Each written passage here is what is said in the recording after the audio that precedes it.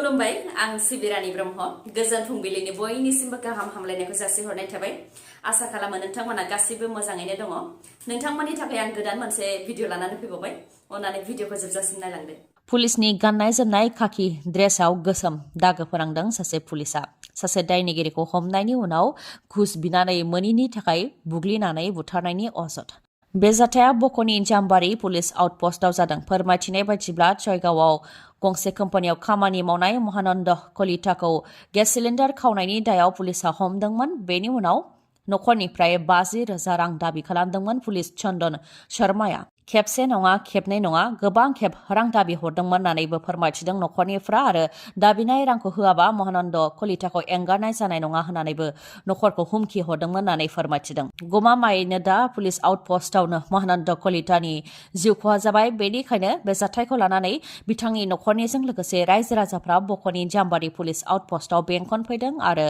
खुद्रि फैदों बिथांमोना फोरमायथिदों दि पुलिस चन्दन शर्मायानो महानन्द कलितानि सायाव इनायै गाग्लोबनानै बिथांखौ बुथारदों बेनि अनगायैबो नखरनि सुबुंफोर फैनायनि सिगांनो बुथारनाय जाथायखौ दोनखुमानो थाखाय महानन्द कलितानि गोथै देहाखौ गुबुन मोनसे पुलिस थानायाव दैथायहरनायनिबो अजद होदों नखरनिफ्रा जाथायखौ लानानै बक'नि जाम्बारि पुलिस आउटपस्टआव गोबां दुंहाव थासारि खालामदों जायनि जाहोनाव एसपि एडिसनेल एसपि बिथांमोनहा फैनानै थासारिखौ सामलायफैनो गोनां जादों आरो जाय दायनिगिरि बेनि हेंथायै राहा लानाय जागोन होननानैबो खोथा होदोंमोन बिथांमोनहा नाथाय जायनाखि महानन्द कलितानिया उन्दै उन्दै फिसाफोर दं बिथांनि नखरखौ सोर नायगोन आरो बिथांनि उन्दै फिसाफोरनि इयुनखौ सोर नायगोन बेखौ लानानै खुद्रिदों नखरनिफोरजों लोगोसे रायजो राजाफोरा जानुवारि दाना दिनै जोबथा सान 16 फेब्रुवारिनिफ्राय 4 मार्चनि गेजेरावनो खुंजागोन मेट्रिक आनजाद मेट्रिक आनजाद होगिरि फरायसाफोरनि थाखाय माखासे मिथिनो गोनां खौरां मेट्रिक आनजादाव 50% अबजेक्टिभ टाइप अदेबानि 1 नाम्बारनि सोंनाय थागोन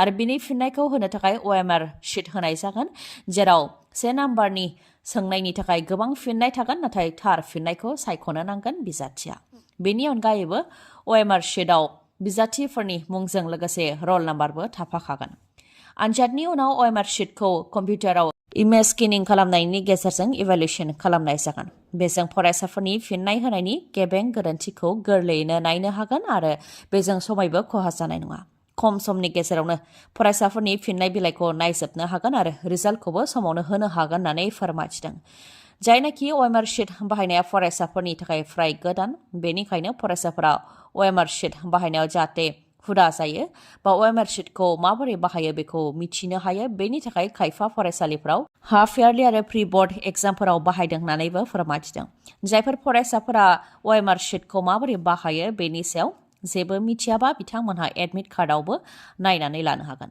फोरमायथिनो गोनांदि 16 फेब्रुवारिनिफ्राय 4 मार्चसिमनि गेजेराव जानो गोनां मेट्रिक आनजादाव 913 आनजाद मिरुआव आनजादा खुंजागोन आरो 4,25,000नि गोबां फरायसाफोरा मेट्रिक आनजादखौ होगोन क'क्राझाराव जादों मोनसे गिथावना जाथाय रेलगारिनिफ्राय बाज्रुमनानै क'क्राझार मेडिकेल कलेजनि सासे नार्सनि जिउ खहा थैनाय नार्सनि मुङा परिस्मिता बरा बिथाङा गुबैयै तेजपुरनि थागिबिमोन नाथाय बिथाङा क'क्राझाराव भारा न' लानानै थायोमोन रेलगारिनिफ्राय बाज्रुमनाय जाथाय जानायनि सायाव परिस्मिता बरा भारा थाग्रा न'नि बिगोमाजों लोगोसे RNB सिभिल हस्पिटालनि सुप्रिन्टेन्डेन्ट NR बिश्वास बिथाङा फोरमायथिनाय बायदिब्ला परिस्मिता बराया मागोनि थाखाय न' दंहैखायोमोन नाथाय देहायाव माखासे जेंना नुजाथिनायलाय 1 दाननि थाखाय आरोबाव बन्द लानो गनायथि बिदोंमोन बन्दनि गनायथि बिनाय लेखायै 1 दाननि बन्दबो मोनदोंमोन परिस्मिता बराया जायनि थाखाय क'क्राझाराव दसे समनि थाखाय फैनानै फिन न' फारसे थांफिननायनि थांखिमोन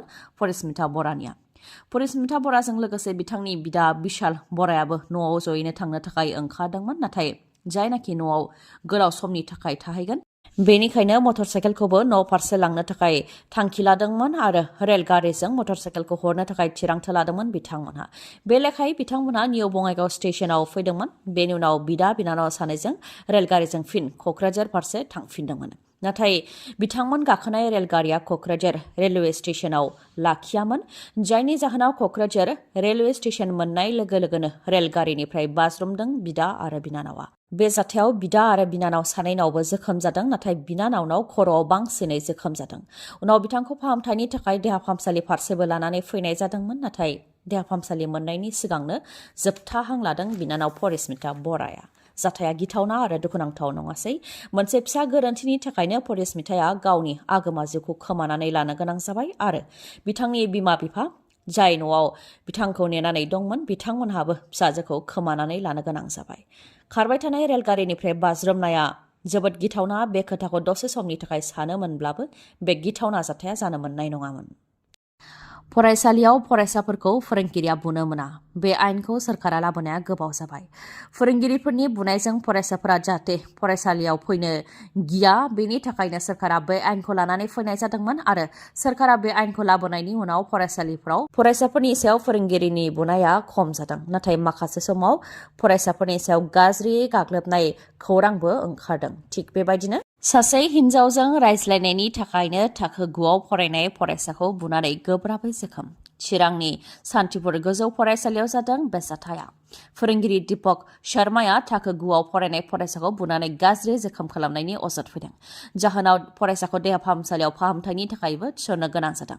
फोरोंगिरिया फरायसानि सायाव गाज्रि बुनाय जाथायखौ लानानै आख्रासुआबो फोरोंगिरिनि सायाव सोंखारिदों। सासे गनायजाथाव बा मानिजाथाव फोरोंगिरिया फरायसानि सायाव बेबायदि इनायै गाग्लोबा होनानै फोरोंगिरिखौ सोंखारियो बिथांमोनहा। आइजोफोरखौ फारफ्रोमबो बिथिङाव थुलुंगा होनो थाखाय बिटिआर सोरखारनि गोदान मोनसे थांखि।